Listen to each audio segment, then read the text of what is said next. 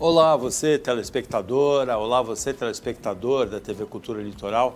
A partir de agora você vai acompanhar a edição desta quarta-feira, 26 de janeiro, do Opinião 2.0.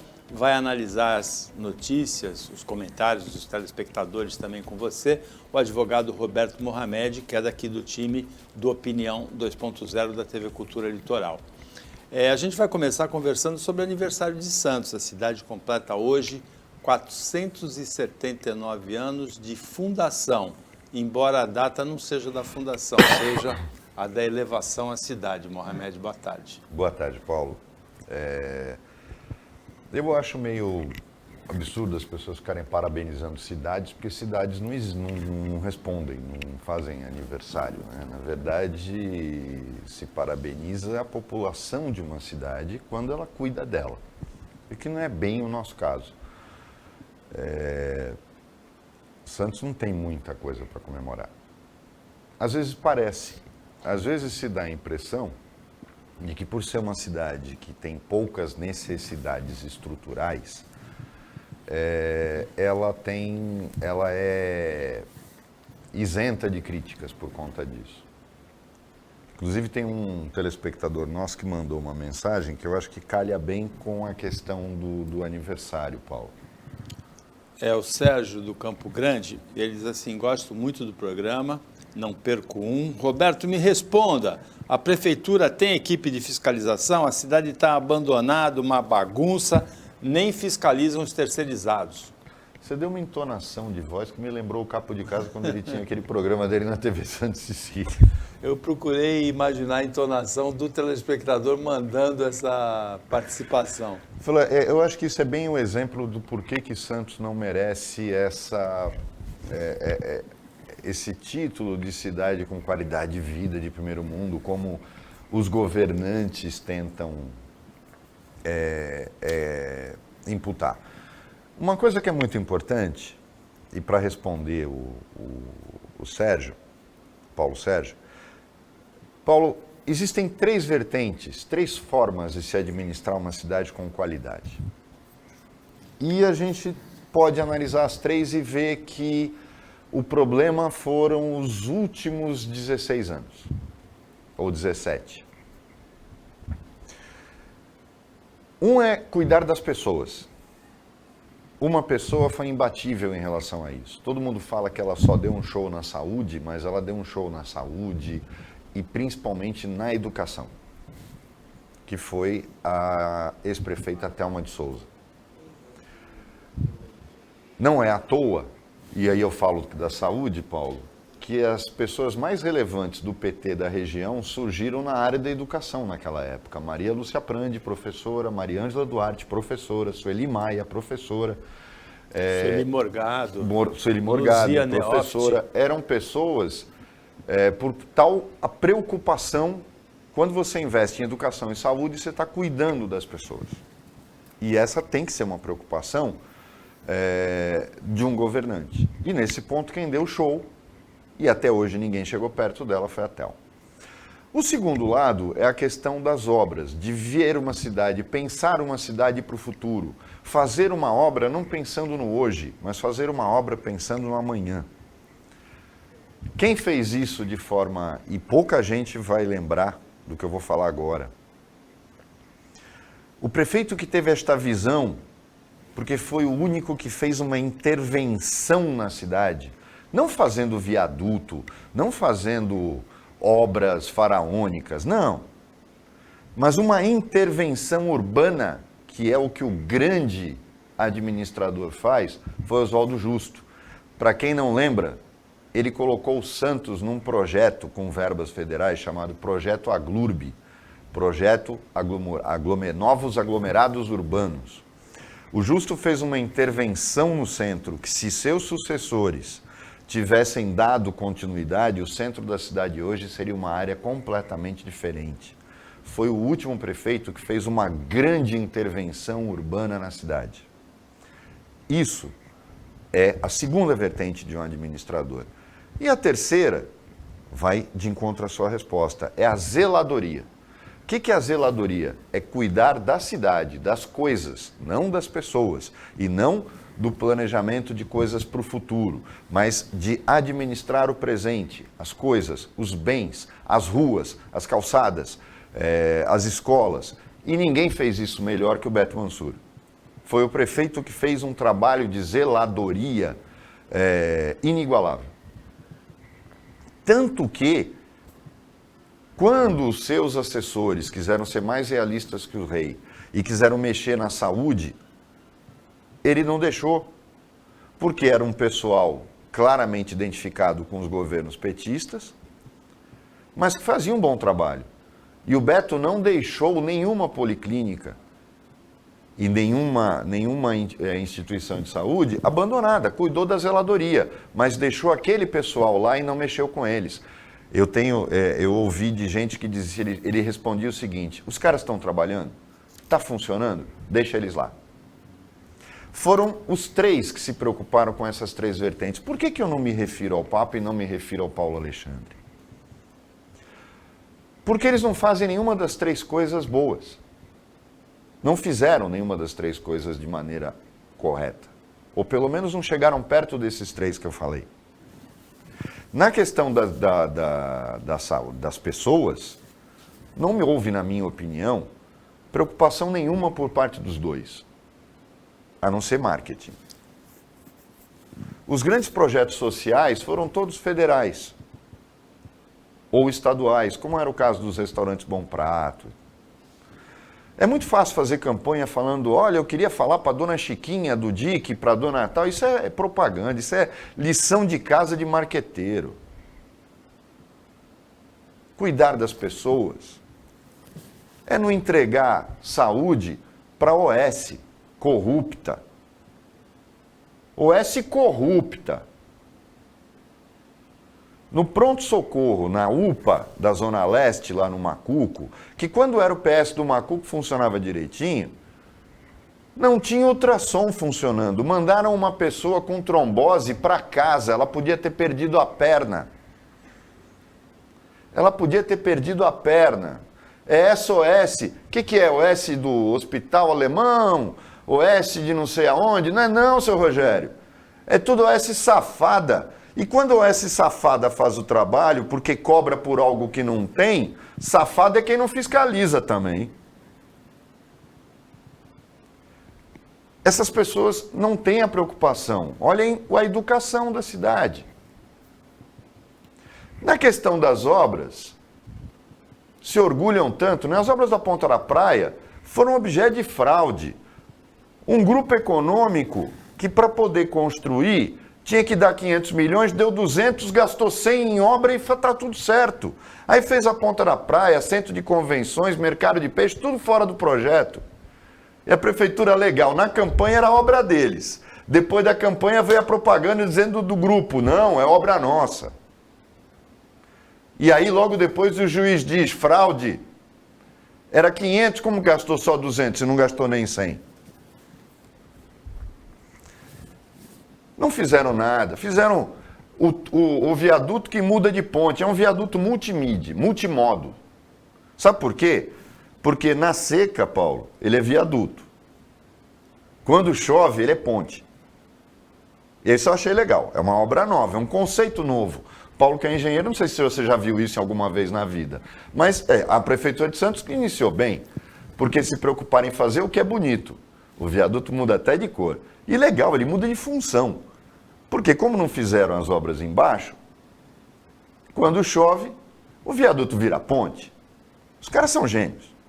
Sou eu que não reconheço, infelizmente. Então, o que a gente tem para comemorar? Uma Câmara omissa?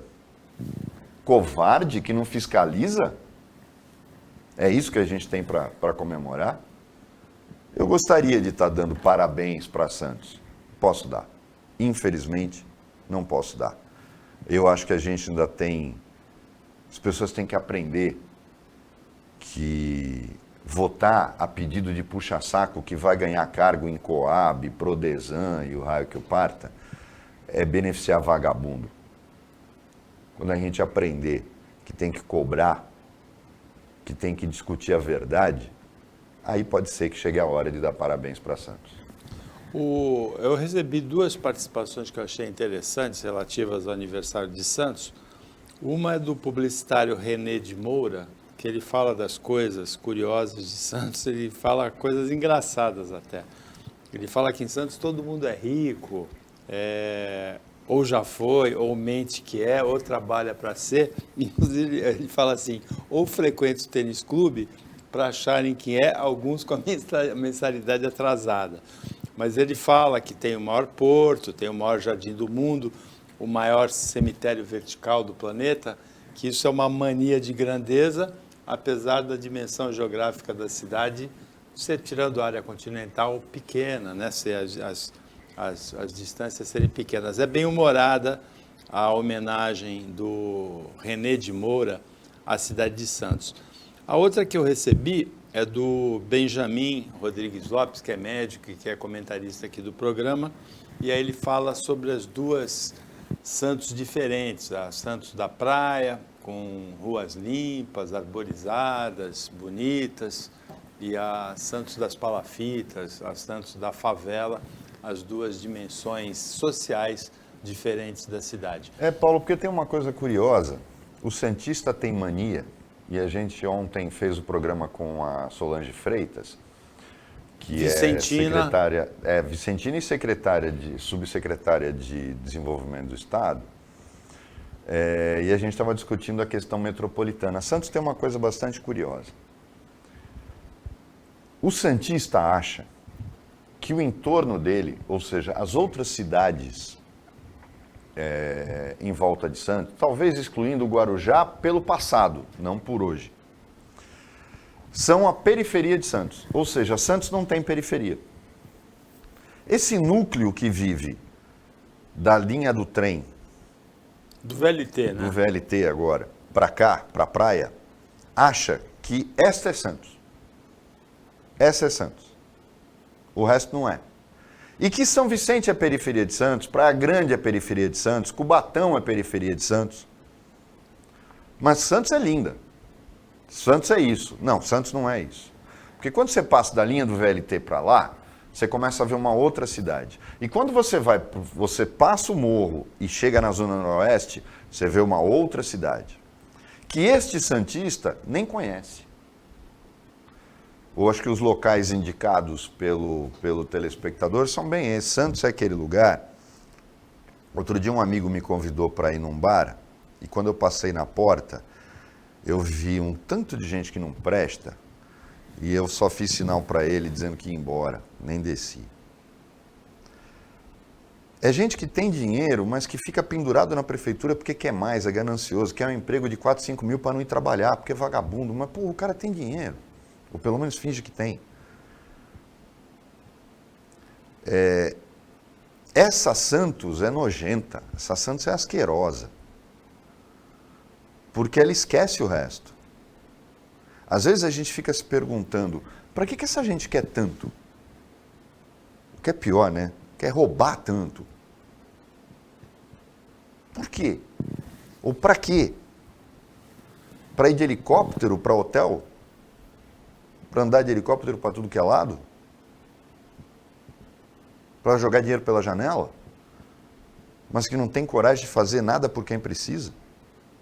É lamentável que esta Santos fique aí trocando mensagens de parabéns, Santos. Esse é um grande... eu acho que é a grande vergonha de quem realmente conhece Santos. Agora, a cidade... ela tem um quê de grandeza mesmo.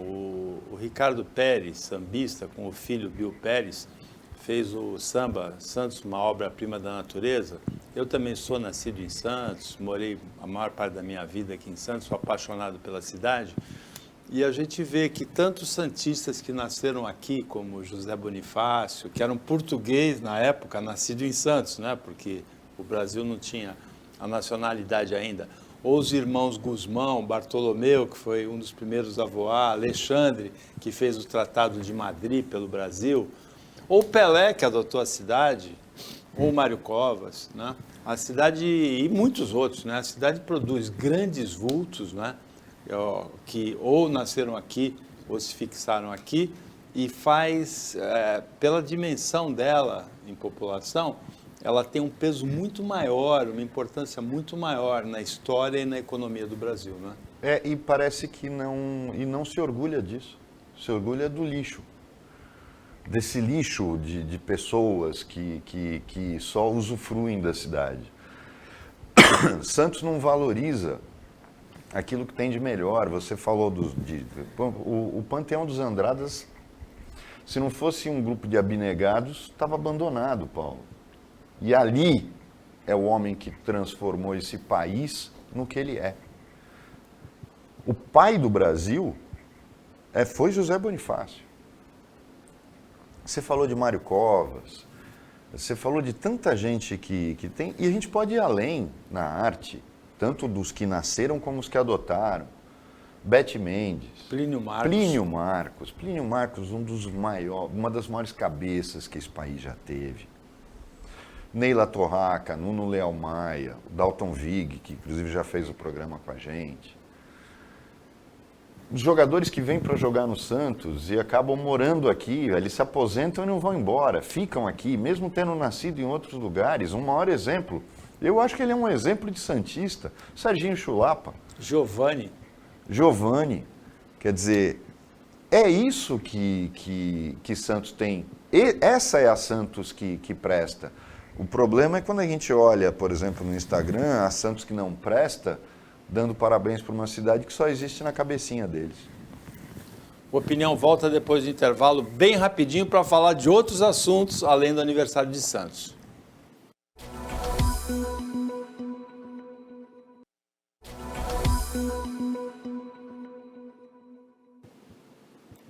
Voltando com a Opinião 2.0 desta quarta-feira, a gente falou bastante sobre o aniversário de Santos.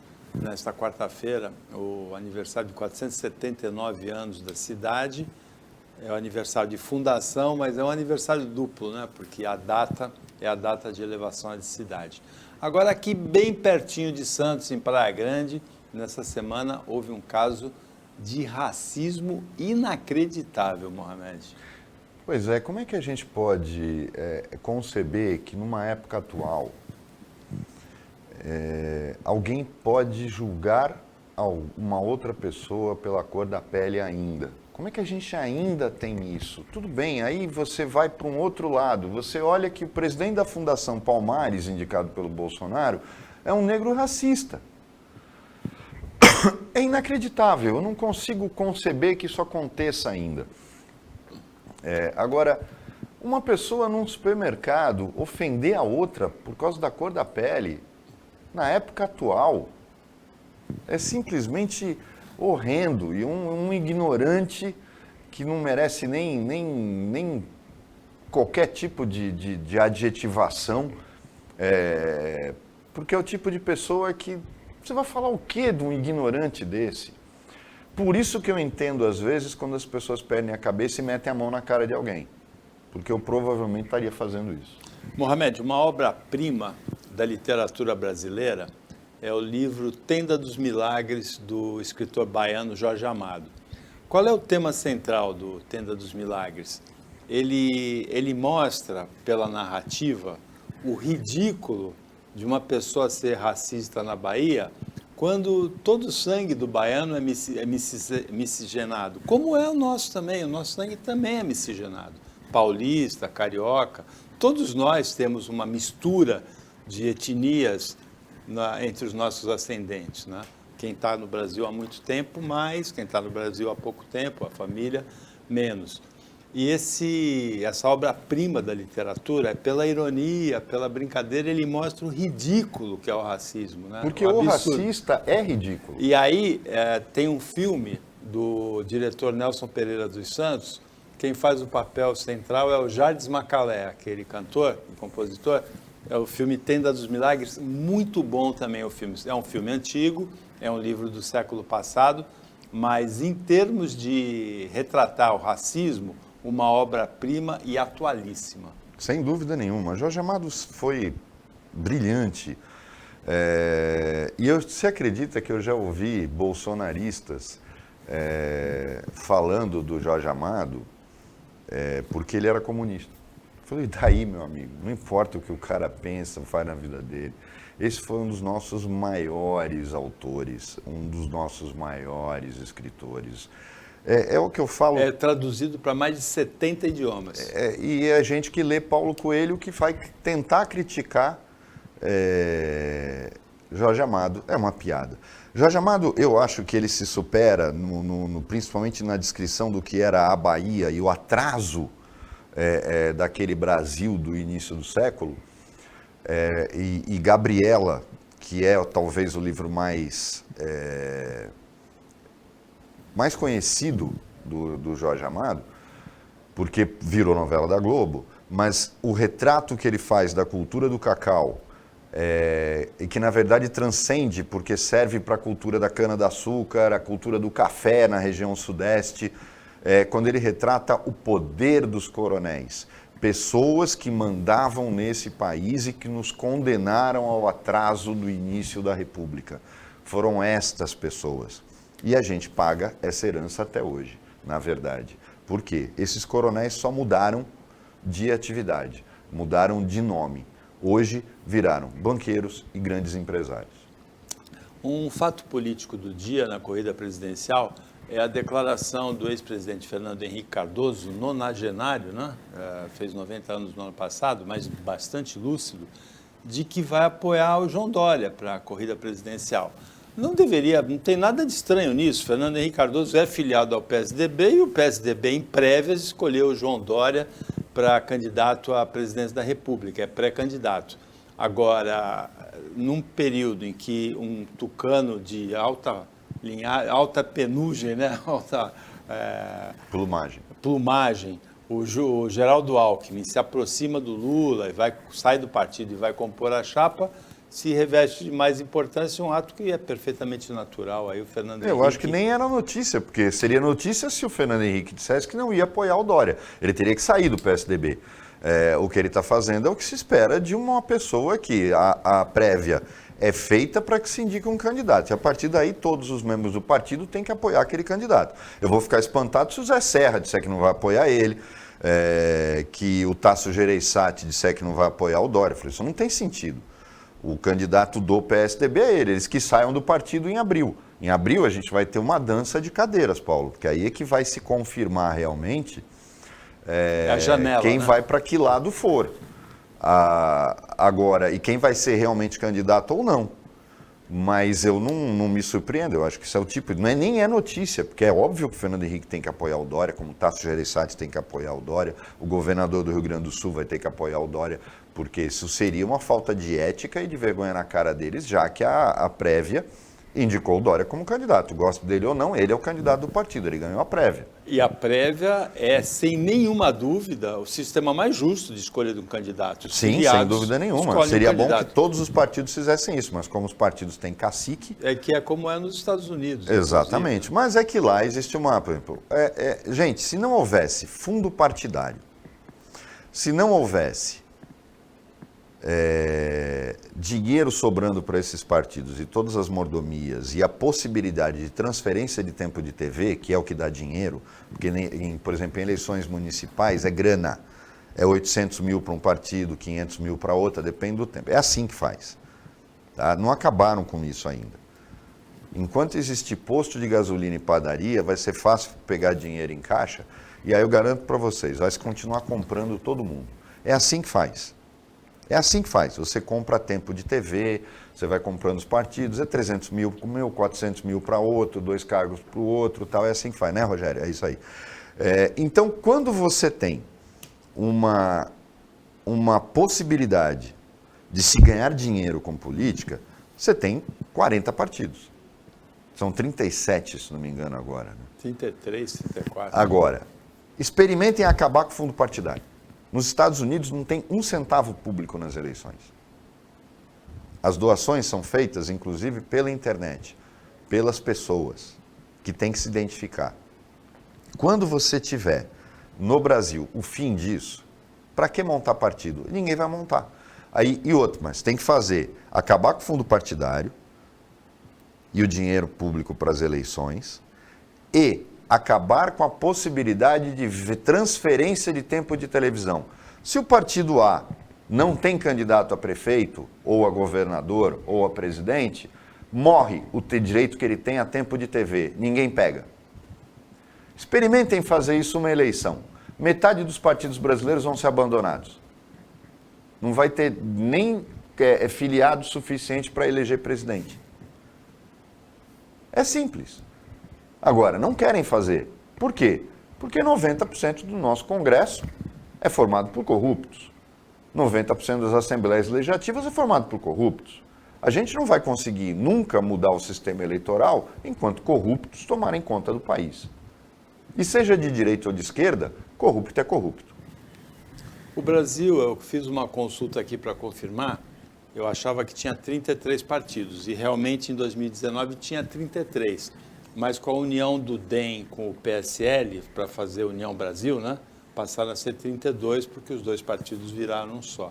Então, mas é um absurdo. Fazem a cláusula de barreira, como aconteceu há uns 12 anos atrás, e depois já desfizeram, quando muitos partidos iam acabar sendo extintos. E não adianta você extinguir um partido, mas autoriza a criação de outros.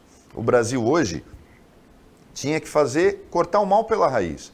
A hora que se impedir, o fundo não tem mais dinheiro público para eleição e não pode mais transferir o horário eleitoral gratuito, eu garanto para você, metade dos partidos acabam no dia seguinte. O nosso sistema partidário é insano por causa disso. Lógico, isso tem que vir com a fidelidade partidária junto, para acabar com a compra no varejo. Tem que vir necessariamente com o impedimento de que um partido lance candidato majoritário se ele não tiver representação legislativa, para acabar com essa palhaçada de candidato de partido nanico que tem 3 segundos para dizer o nome dele, mas que na verdade é para negociar apoio no segundo turno. Fazendo essas pequenas modificações, eu garanto para você, a gente consegue um novo país. O voto distrital misto até pode vir, mas ele não é o mais importante, Paulo. A hora que eu diminuo o número de partidos, acabo com o dinheiro público e com a impossibilidade de candidatura oportunista majoritária de partido que não significa nada e que também não vai poder mais vender o tempo de TV, porque é isso que eles fazem, eu garanto para você, no dia seguinte, metade dos partidos pedem extinção. Agora, Mohamed, o presidente dos Estados Unidos, Joe Biden, é um exemplo assim, e ele fala isso, né? Ele faz a campanha para que as pessoas se tratem com respeito, com decência. Ele é o oposto do presidente anterior, Donald Trump, que chegou a ridicularizar um jornalista portador de deficiência, xingou vários jornalistas e tal. Nessa semana, o Joe Biden deu uma escorregada. No final de uma entrevista coletiva na Casa Branca, lá existe uma polarização mais ou menos parecida com a brasileira, né? De um lado Bolsonaro, de outro Lula. Lá é Biden e Trump. Ele xingou o jornalista e ele achou que não estava sendo filmado, mas hoje em dia não se perdoa nada, né? Ele foi flagrado. Depois ele ligou e pediu desculpas. Na verdade, eu não pediria, porque o cara é um idiota mesmo. Como é que pode dizer que inflação é trunfo político para alguém? Nos Estados Unidos, tem um episódio de uma série chamada... Por sinal, essa série, eu acho que todo mundo devia... Quem quer entender como é o sistema americano, o que eles têm de bom e o que eles têm de ruim. Tem uma série chamada The West Wing. O título é a referência à ala oeste da Casa Branca. A Casa Branca tem aquele imóvel central, né? E ela tem 2 alas. A ala oeste é onde ficam os assessores do presidente americano. Os Estados Unidos têm uma característica muito curiosa. Os ministros, que lá são chamados de secretários de Estado, eles ficam em outros lugares, em Washington. É totalmente descentralizada a administração e eles têm uma relativa autonomia.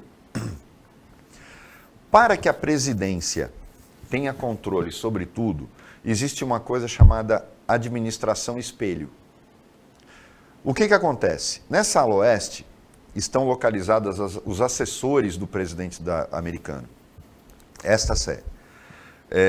Esses assessores são o espelho da administração, ou seja, lá dentro existem setores de educação, saúde, relações exteriores, justiça. Está tudo espelhado lá dentro. E são estes assessores diretos do presidente que convivem com ele, que fiscalizam a ação dos secretários de Estado. O presidente se reúne com os secretários de Estado continuamente, mas o trabalho de cada secretaria é totalmente autônomo. O secretário tem controle sobre a sua secretaria, até porque lá não tem estabilidade. Né? Não existe funcionário público como nós entendemos. Lá você trabalha, você é funcionário público, mas você pode ser mandado embora se você pisar na bola. Porque também ninguém nomeia um cara porque ela é sogra, ninguém nomeia a sogra, o irmão, até porque o cara que nomear errado, ele vai responder por isso. A nossa cultura não comportaria isso. Mas é importante ver como funciona isso como um relógio. Uma vez eu disse isso para um prefeito, Paulo. Falei, você se preocupa tanto em ficar controlando secretaria, ficar criando o cargo de secretário adjunto, porque você nunca dá a porteira fechada para o secretário, quando na verdade você podia ter o espelho dentro do seu gabinete. E aí você poderia dar autonomia para as secretarias escolhendo gente competente. Mas isso dá trabalho, né? Porque tem que pensar. Então é mais fácil se preocupar nas outras coisas, né?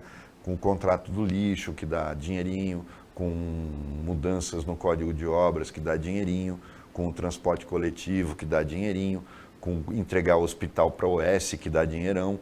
Então é mais fácil fazer isso do que pensar em montar realmente uma administração que preste. Opinião 2.0 volta depois do intervalo, é rápido.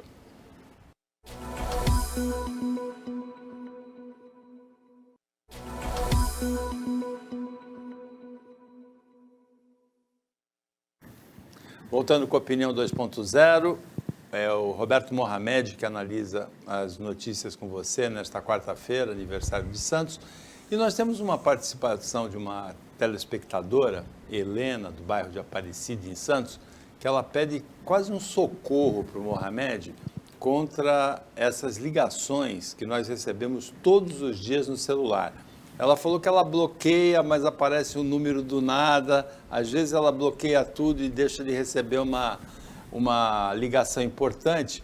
Ela diz que em média são 15 ligações. Eu acho que a média acho que ela está sendo até subestimando um pouco esse número. Talvez seja até maior. Helena, o que pode ser feito contra isso, Mohamed? Helena, faça uma coisa que pode ser que você pode até achar que dá trabalho, mas se todo mundo fizer, dá resultado. Ouça uma dessas ligações e pegue o nome de quem tenha a pachorra de conversar. Eu, por exemplo, vou dar um exemplo para você. Eu recebo há uns 4 anos ligações, e é por período, só que eles ligam sábado, domingo. Uma ligação da Besni procurando uma Marcela. Eu não conheço a Marcela e nunca entrei numa Besni, só que eles infernizam minha vida. O que eu faço? Eu fiz tudo isso, eu estou entrando com uma ação contra a Besni. Falou, você é advogado, você pode entrar. Não, faça o seguinte, faça o que eu vou explicar. Hoje, o boletim de ocorrência de importunação é feito pela internet. Grave o número dos telefones, descubra quem é que está lhe importunando. Pelo Google, descubra quem se aquela empresa existe, se tem CNPJ, e faça um boletim de ocorrência de importunação. Aí você vai falar, mas vou fazer 30 boletins de ocorrência? A ideia é essa. Vai ter uma hora que algum promotor vai se tocar do que está acontecendo. E aí, quando o volume chegar num ponto alto, isso vai virar um problema para quem está fazendo. Porque hoje, uma outra coisa que está acontecendo, e foi bom a Helena puxar isso. Infelizmente, as pessoas se apavoram muito facilmente com as coisas. Quando alguém ligar para você, dizendo que você emitiu um cheque há 5 ou 6 anos atrás, ou que você tem uma dívida e você não lembrar desta dívida, dizendo para você que você deve 15 mil reais, mas num acordo que só vale para hoje, o banco concorda em receber, ou a empresa concorda em receber R$1.000, e está mandando um boleto para você, porque eles descobrem tudo de você. Hoje você tem seu CPF exposto, você tem uma série de coisas expostas, então não adianta. Infelizmente, a gente vive um momento em que não existe mais privacidade. É golpe. E o que é pior, eles olhem a tática que eles usam. Aí liga uma outra pessoa dizendo que é do cartório, que vão cancelar o seu CPF. Em primeiro lugar, vamos esclarecer. Só a Receita Federal cancela CPF. E só no caso de morte ou de não entrega da declaração de imposto de renda por seguidas vezes. E você regulariza no correio. Não há problema nenhum. Então, quando alguém disser que o seu CPF vai ser cancelado ou bloqueado, esqueça, é mentira, é golpe. Usou essa expressão, é golpe. O máximo que poderia dizer, olha, seu CPF vai ser negativado no Serasa. Até aí tudo bem, eu pago a conta, vou lá e limpo. E se eu não estou devendo, eu ainda vou pedir indenização. Então não se preocupe. Ninguém cancela CPF. Então não acreditem. Quando vocês receberem aviso de protesto de cartório no Maranhão, Recife, Pernambuco, Bahia ou raio que o parta, é golpe. O cartório não existe. Pega o endereço, entra no Google Maps e pede a imagem de satélite. Normalmente é um terreno baldio. Não pague, rasgue e jogue fora. Ou, o que é o ideal, faça um boletim de ocorrência, escaneie e mande. Você vai falar, mas eles nem olham boletins de ocorrência online. Olham sim, principalmente quando tem volume. Então, Helena, às vezes dá trabalho. Mas se a gente age, a gente está impedindo que outras pessoas sejam vítimas de golpe. Quando um banco quer fazer... isso aconteceu uma vez, a pessoa ia falando, tudo bem, me manda por e-mail. Não, a gente não pode mandar por e-mail. Eu falei, como não pode mandar por e-mail? Só bandido não pode mandar por e-mail. Porque se você está me oferecendo um acordo, você tem que botar no papel. Vocês entenderam? Como você devolve a dúvida. Não tenha medo do enfrentamento. Ninguém cancela seu CPF. Ninguém vai bloquear seu nome desta maneira. Isso é golpe. E no Brasil a gente está fazendo isso, a gente está assistindo. O brasileiro consegue destruir boas ideias. O caso do Pix. Transformaram uma ideia sensacional do Banco Central, um sistema excepcional, num problema que você hoje desqualifica, não pode nem mesmo desvirtuar o uso dele, Paulo, porque não pode usar à noite. Por quê? Porque o número de sequestros tinha aumentado. Isso é um problema que o nosso país vive por causa da natureza do nosso povo de achar que ser malandro é legal. É isso que acontece. Paulo, tem uma coisa que eu acho que a gente tem que analisar. A gente está falando muito do que aconteceu na pandemia, das pessoas ficarem nervosas e tal. Engraçado que a gente vê que isso acontece no mundo todo. A gente viu a questão do Biden xingando um jornalista, um cara como ele, que é normalmente calmo. As pessoas acabam correndo esse risco. Mas a gente está hoje vivendo uma coisa de medo generalizado que leva ao exagero. A gente não está conseguindo interpretar as notícias. Hoje eu vi uma nota falando sobre ontem, falando sobre a tensão na Ucrânia, que pode levar a uma guerra devastadora. Falou, gente, não vai levar a guerra devastadora nenhuma. A Ucrânia é um problema russo. Eu duvido que algum país europeu vá fazer a loucura que fizeram em 1939 de ir para a guerra por causa da Polônia, que foi o início da Segunda Guerra Mundial. A Ucrânia já fez parte da União Soviética. A Ucrânia já fez parte da Rússia. Inclusive, antes da União Soviética, fazia parte do Império Russo. Quando ela se fragmentou naquele final, foi para interesses escusos. Todas são repúblicas que não têm relevância nenhuma e são corruptas até a alma, e a Ucrânia é uma delas. Só que a Ucrânia concentrava a produção, né, soviética. Exatamente. Foi um golpe que jamais poderia ter acontecido, mas que a Rússia não tinha como reagir na época. E o que vai acontecer é muito simples. A Rússia vai invadir aquilo de novo e ninguém vai partir na defesa deles. Podem acreditar nisso. Não é só pelo abastecimento de gás e petróleo. Ninguém vai para uma guerra por um país que não produz petróleo e não produz algo relevante, mas que pode atrapalhar. Então, podem acreditar, inclusive, no final do século XIX, a Guerra da Crimeia, foi justamente travada porque já é tudo relativamente a isso. Isso tudo fazia parte do Império Russo. Aquele pedaço em cima, ali, para o resto é Rússia.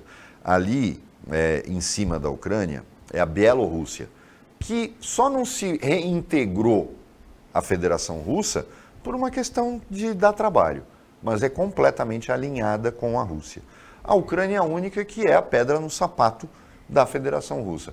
Agora, acreditar que o mundo vai entrar em guerra por causa da Ucrânia é ser, no mínimo, insensato. Assim como tem gente dizendo que é um perigo fazer a Copa do Mundo nos Emirados Árabes por conta da questão do Iêmen. Eu vi uma coisa meio curiosa, o G1 da Globo chamou os mísseis, mas várias vezes na matéria, os mísseis lançados pelos rebeldes Houthis, de mísseis balísticos. Gente, que mísseis balísticos? São mísseis soviéticos de 40 anos atrás. Eles foram interceptados pelos Emirados Árabes com foguetes de solo, além da força aérea dos Emirados Árabes ser extremamente moderna e bem aparelhada. Eles têm um sistema de cobertura de radar fantástico. Na Arábia Saudita, caiu no meio do nada, perto de um poço de petróleo. Mas a defesa dos dois países que estão intervindo no Iêmen para preservar o governo contra esses rebeldes, porque o Iêmen é rico em produção de petróleo, se não tivesse petróleo, ninguém estava intervindo nada lá. E dizer também que isso ameaça a Copa do Mundo, não ameaça nada. Chamar aqueles mísseis de mísseis balísticos é uma piada. O que está me espantando, Paulo, dessa pandemia, é que a imprensa parece que está tão cansada quanto o pessoal que trabalha em um hospital. Porque a gente vê tanta infantilidade nas notícias, e eu não estou falando só de blog que faz fake news, não. Falando de imprensa mesmo. Como eles lançam terror, eu vejo comentaristas que eu achava sérios, na Globo, os da Record não são, né? Mas tentam. Na CNN, a Jovem Pan também não, né? A Jovem Pan ela não é bolsonarista, ela foi feita de encomenda, está recebendo dinheiro e não pode ser chamada de televisão, né? Foi uma ideia do Tutinha para ganhar dinheiro, é diferente, está ganhando, mas eu não sei se quando o Bolsonaro sair do poder, se a Jovem Pan vai continuar ganhando dinheiro, a TV Jovem Pan.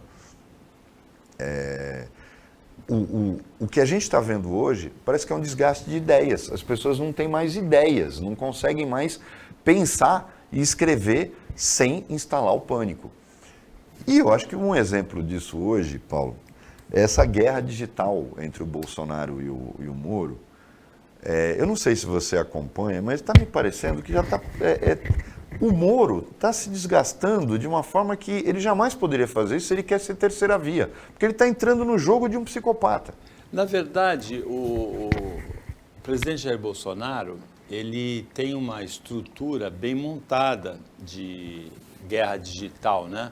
A imprensa apelidou de gabinete do ódio, mas na verdade tem blogueiros, tem, inclusive alguns trabalham na assessoria, até no gabinete da presidência, como aquele Tércio Arnaud, né? Então, são guerrilheiros digitais, com fake news, com ataques mentirosos contra outras pessoas. O Sérgio Moro não tem essa estrutura, mas é curioso o que aconteceu.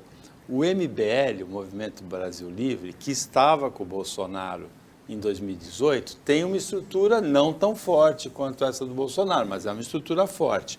E foi para o mesmo partido onde está o Moro. Então, na verdade, a guerra entre o MBL com o Moro como escudo, e que era o antigo aliado do Bolsonaro, e a equipe do Bolsonaro. Tem um outro detalhe interessante que acontecendo aí porque o MBL desgarrou, e surpreendentemente, mas muito surpreendentemente, o Weintraub, que era um bolsonarista cascudo, né, de couraça, ele saiu para o ataque contra o Bolsonaro. O ataque dele é curioso. Ele fala assim, o Bolsonaro tirou a ala ideológica em que ele se coloca, também como Ernesto Araújo, né, que era o chanceler das relações exteriores, para colocar o centrão no governo. É verdade o que ele está falando, né? Ciro Nogueira, né, na Casa Civil, mas é surpreendente. Mas a briga do Weintraub é porque ele gostaria de ser o candidato do Bolsonaro ao governo do Estado de São Paulo e o Bolsonaro prefere o ministro da Infraestrutura, Tarcísio de Freitas, né? Na verdade, e aí foi muito inteligente uma colocação que eu ouvi do Ricardo Salles, no sentido de o Ricardo Salles vai sair a deputado. E ele enxergava o Weintraub como o cara para ser também candidato a deputado federal, porque poderia atrair esse pessoal que gosta da ala ideológica. Porque você faz um deputado com 150 mil votos, 200 mil votos, e eles conseguiriam, quem sabe até alavancar uma boa bancada ideológica. Mas o Weintraub, ele não só é ridículo, e o típico idiota, como ele não tem noção de si mesmo. Falou, que chance. Ele seria uma figura folclórica na eleição, né, xingando todo mundo, não sei qual era a ideia dele, mas eu acho até que seria engraçada a campanha com ele, Paulo, muito engraçada. Mas seria ridícula. E, lógico, condenada a ter 1 ou 2% de votação. Agora, porque o Weintraub não tem conteúdo, ele só tem loucura dentro dele. Ele parece um pincher. Eu falo que pincher e chihuahua é 40% cachorro, 60% ódio. Né? E para mim, o Weintraub é um pincher ou um chihuahua, só isso. Agora, a ala ideológica ficou órfã, a ala ideológica do governo Bolsonaro ficou órfã essa semana? Ficou? Não acho, não. Na verdade, ontem você falava no programa, eu não lembro quem disse isso, mas foi um historiador, o da Bandeirantes. Porque o Olavo de Carvalho foi um dos maiores mentirosos da história da história do Brasil. Porque ele não era nada do que ele falava. Ele se colocava como intelectual, nunca foi. Filósofo? Filósofo nunca foi. Cientista nunca foi. E ele, na verdade, era um astrólogo extremamente esperto e que escreveu vários livros antes das redes sociais e depois começou a se valer delas. Mas era um cara que não dava para se aproveitar quase nada do que ele falava. Quando a esquerda estava no poder, ele ganhou um status de cara crítico, inteligente, né? De crítico. Mas quando o Bolsonaro chega ao poder, todo mundo viu que ele era louco. E ele é o maior exemplo do que esse tipo de gente, Ernesto Araújo, Weintraub, Olavo de Carvalho, quando o Bolsonaro, movido pela necessidade, é obrigado a colocar eles de lado, porque vê que eles não produzem nada, eles são um problema para qualquer governo, eles se revoltam. Paulo, as alianças desse tipo de gente não duram um ano. Porque eles vão querendo, e eles não admitem ser contrariados. O Olavo, o Ernesto, aquele idiota que ele nomeou para o Ministério da Educação, que não era nem brasileiro, foi o primeiro ministro da Educação, essa gente, a aliança não dura muito tempo. Porque no primeiro momento que você contraria um cara desses, você virou inimigo. Porque para eles não existem adversários, existem inimigos. E pessoas assim, você não consegue trabalhar com elas muito tempo. O primeiro ocupante do Ministério da Educação no governo Bolsonaro foi um colombiano, né, que saiu rapidamente, ele foi indicado pelo Olavo de Carvalho. Chegamos ao final do Opinião 2.0 desta quarta-feira, feriado de aniversário de Santos, agradecendo ao Roberto Mohamed os comentários, agradecendo ao trabalho da equipe técnica de jornalismo do Sistema Costa Norte, agradecendo a você que acompanhou a gente mais essa edição. Pode fazer como o Paulo Sérgio, pode fazer como a Helena, manda para a gente uma pergunta que a gente responde aqui. Até amanhã, nesse mesmo horário de 15 para as 2 da tarde, ou de meia-noite na reapresentação, e uma ótima quarta-feira para você que você merece.